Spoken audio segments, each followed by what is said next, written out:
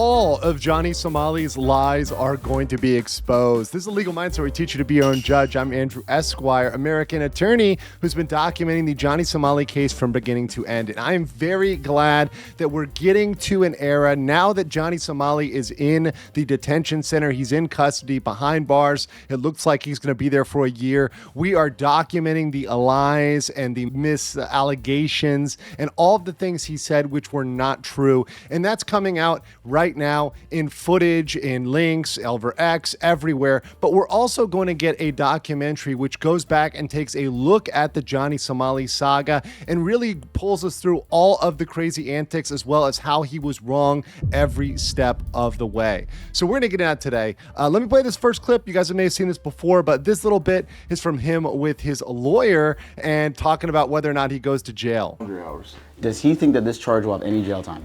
Because people on the internet are saying, I know it's bull. Don't even say that. Just say, this charge, people are saying I'm going to go to jail for this. Is that true? 이거 감금 될까요, 얘? 만약 유죄되면? 구속되냐고? 네. 그럴 가능성은 없어. 미국인이야.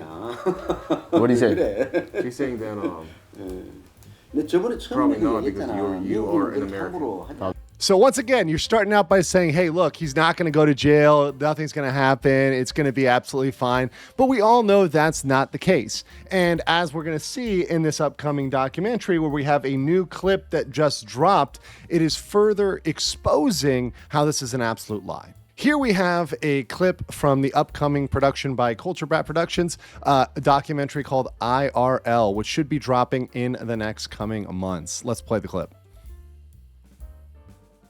This 7-Eleven I want to show you, Alex, because this is where my first charge came from. This is where I spilled the cup of noodles. It's this 7-Eleven right here that I've been trespassed from. I haven't went back ever, and now I'm fighting a court case. I already pled guilty, because it's going to be fine. And remember, this is at the point where he pled guilty to the obstruction. And remember what he said there, too. He said, oh, it's going to be a fine. Well, that's what he was banking on. He was banking on a fine. He was banking on a suspended sentence. That's what he thought he was going to get the entire time. I know for a fact I'm not going to go to jail. Not one day in jail. I'm going to laugh my off when all these mother are saying I'm going for 30 years, 20 years, 5 years, 10 years. Bro, I'm telling you, I'm not even going to do one day, bro. They're going to give me a fine. They're going to say, don't come back to Korea. He always was saying he was never going to get jail time. Right here, guys, the legendary 7-Eleven right here. Right here is where the legendary noodles were spilled right here in the tens of millions of clips, tens of millions of views. This is my street. This is my city. He always acted like he owned the place. No, he didn't. Nobody, once again, nobody cared about Johnny Somali. Nobody worshipped him as the king or really cared about his presence other than stopping by to tell him he was a POS.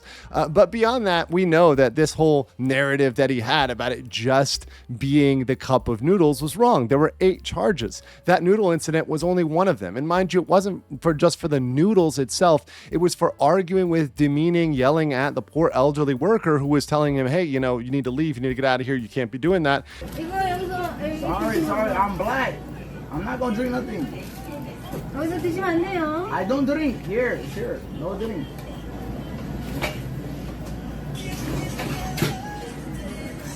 Should never have pitched your father. And he continued to cause a scene, to cause a ruckus, to harass her, to demean her. It wasn't just for spilling the water itself.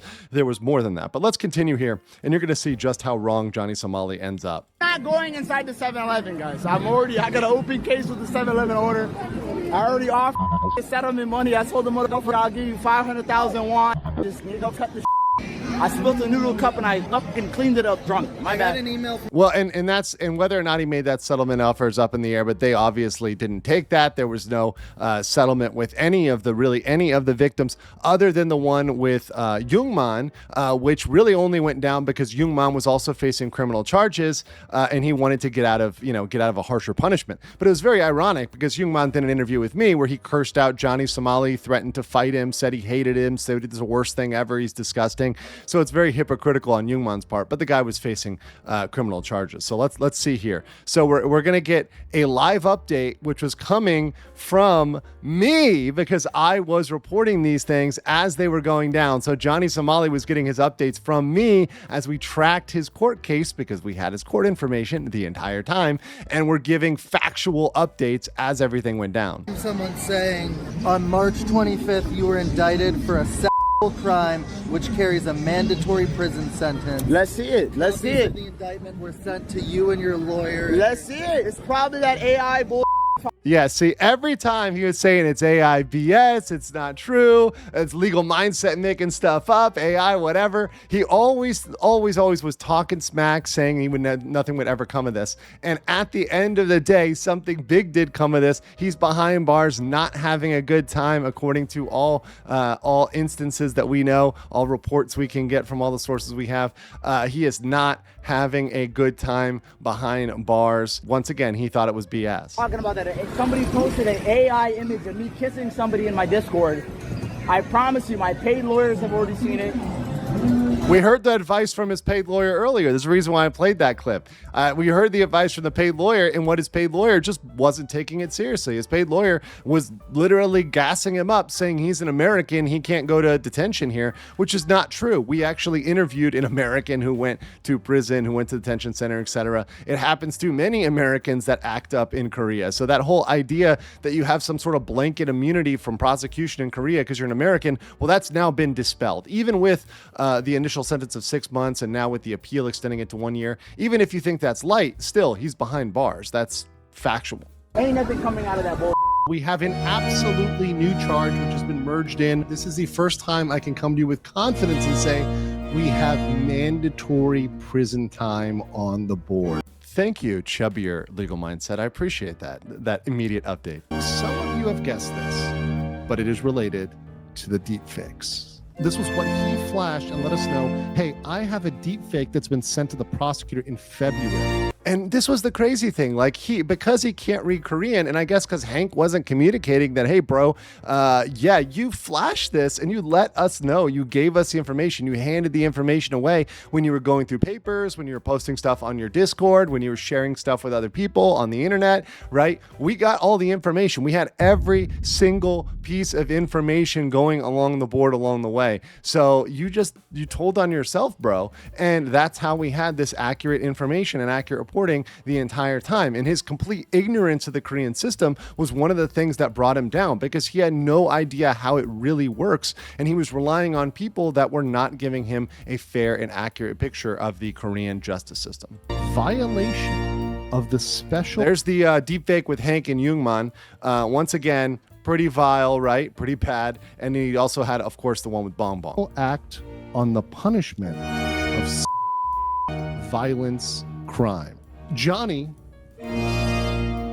could obviously fight it, and he would have to prove it not guilty. There's a 98% conviction rate. Well, that conviction rate was right? So we were 100% right about that, weren't we? You know, we said there was a 98% conviction rate, and we were absolutely 100% right about there being a 98% conviction rate. So good luck on that.